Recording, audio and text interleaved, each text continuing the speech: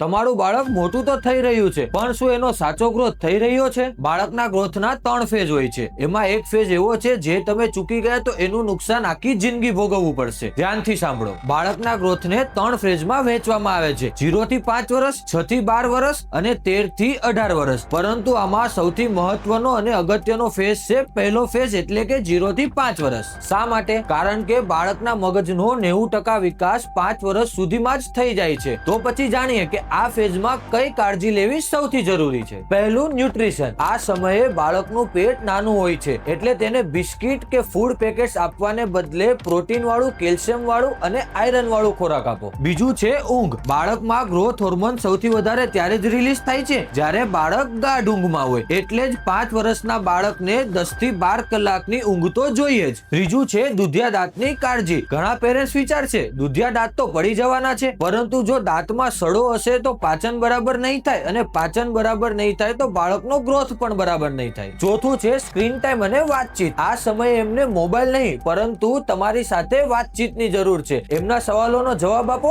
જેનાથી એમનું emotional brain powerful બનશે. આ રીલ દરેક પેરેન્ટ સાથે શેર કરો, અને તમારા બાળકને કોઈ તકલીફ હોય તો કોમેન્ટમાં જણાવો.